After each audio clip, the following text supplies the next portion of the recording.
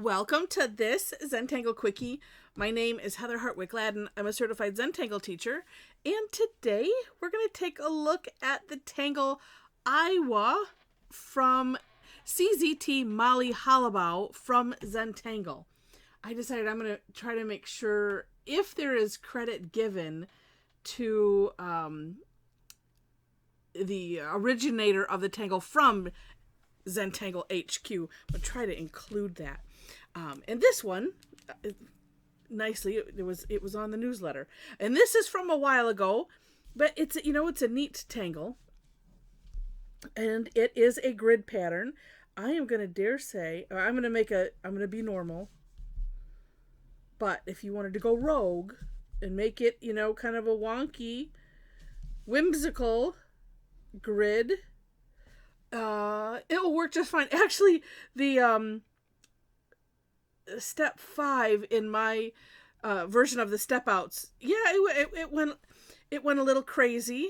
I was not trying to be careful with it, and so it kind of, with the grid, I thought, well, I'm just gonna, maybe I'll make my lines a little. You know what? I think I shall. I'm gonna make my lines a little wonky, just because. All right, so I'm going to do a 9 grid. Yeah, that's real wonky, Heather.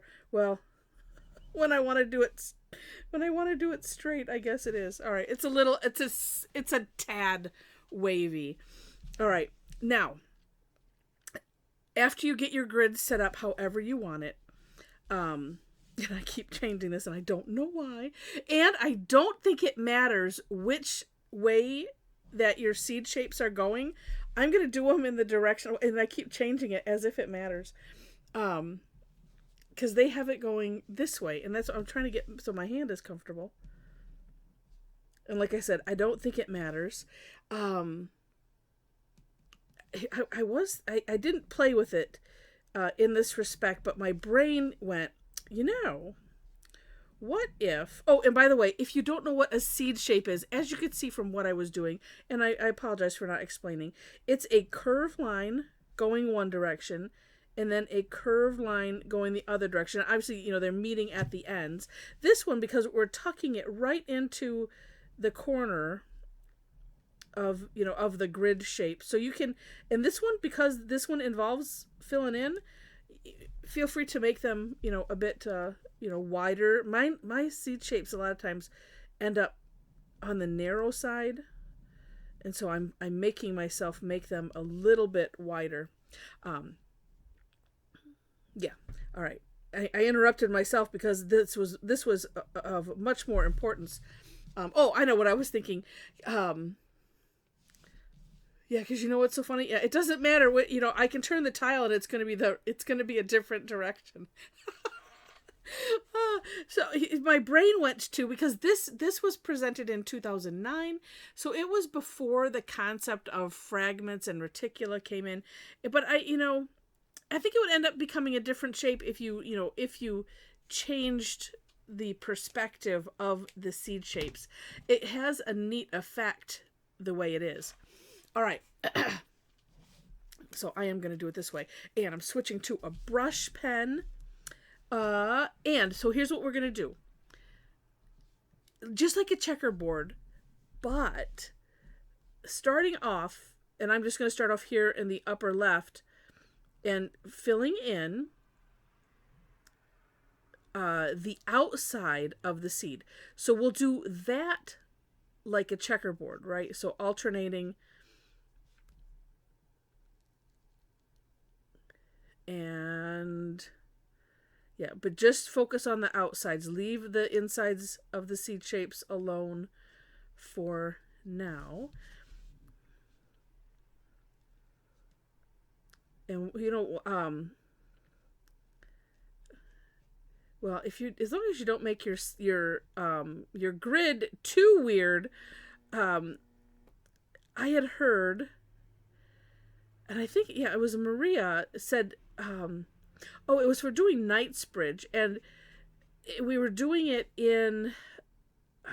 It was a very small space, And she said, one way to not get messed up with it, because I have done that before, where it's like you'd think that just doing, alternating, skipping every one shouldn't be too hard. But I remember what I must have added something. But anyway, she said, if you just look at whatever box is like kissing the other, a box, so like a corner, then that's the one that you do. And I'm like, oh, that's a good idea. Because sometimes I'll do fill these in not necessarily in the order that I really know that I should do. Like, oh, I could just skip everyone. Or like this, and just do diagonals. That works as well. But I thought that was funny. And I was like, oh, there's a way to think about it. For when my brain goes rogue.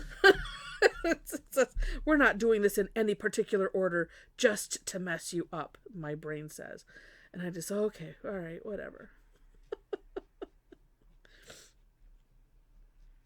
I like this brush. This brush tip is very, very nice. I have not played with them before because they're kind of, they don't have a lot of structure because it feels like a brush. And I've always been nervous about using them. And actually, I think this is a Prismacolor brand. I have to look at them next to the Micron, the Sakura brand, and just to see. It seemed like when I had looked at because I have some that are Sakura, and but it sure seemed like that tip was a lot finer, and it made me nervous. So I'm like, nope, not going to do that. I am just touching some things up just because I'm being that way. All right. So once you have that, and that looks neat in and of itself, but now the ones that are left open, we're going to do the seed shapes in those ones.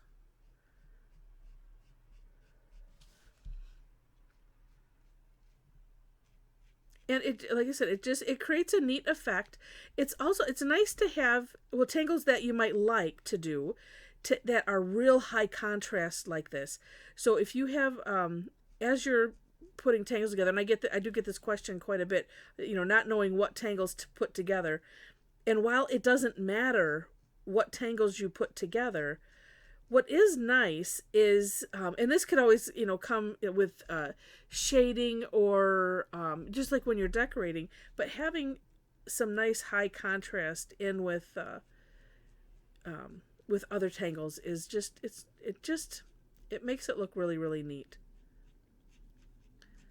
So you find one that you like to do, and kind of have it in your back pocket per se. And the nice thing with the fill-in is that you can always kind of touch things up, and there we go. Now you can imagine if you did this, maybe it was a smaller grid, a smaller grid size. It could look really, really neat too. I just wanted to do it large here. Now, do take a look at the For More Inspiration link so you can see the beautiful samples from, let's see, actually that chop looks like, no, maybe it is Molly. I'm not sure. I'm going to guess it is, or no, they could be Maria, because I see the M and it looks like a T. She changes her chop every so often, it seems like. But they're gorgeous regardless, so do take a look. When you get there, you just have to scroll down, and you will find the step out and the gorgeous samples. All right. I'm not going to shade it at all, because you could do like the perimeter, but there's so much, dark. I don't know that it necessarily needs it. And I'm looking at the samples, and in the one, that's what it looks like. It looks like, because it was in like a rounded area, and it looks like she maybe shaded some of it, like the overall pattern. Up to you. You can have fun with it, but I kind of like it just like that. All right. I mentioned the description section. And you'll find links to the step outs. I always do my own version and a link to the creator of the Tangle. You will also find ways to connect with me if you wish. I do classes twice weekly, just so you know. A lot of them are free. I do have some that are paid, though. Information is on my website. You'll find, I think it's I have like this enormous menu section, and I think it's towards the top. It might be the first one on the upper left there. I'm not looking at, just going from memory, and sometimes I shift things on accident. So, also in that section, link to my Facebook page. So if you happen to be there, would love to have you follow me. And if you happen to be on Facebook and would like to join in on the Zentangle conversation with some other Tangle addicts, we'd love to have you. There's a link to our private group.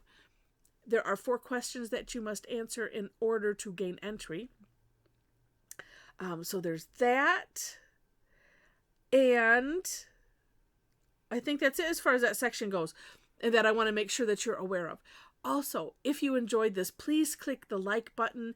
Also, if you liked it enough to see more, would love to have you be a subscriber to the channel. And with that, as I'm looking in the camera, I keep seeing, it's like I can barely see these little teeny spaces, but the camera is totally picking them up. Oh my gosh. All right. So with that, thank you so much for watching, and I wish you happy tangling.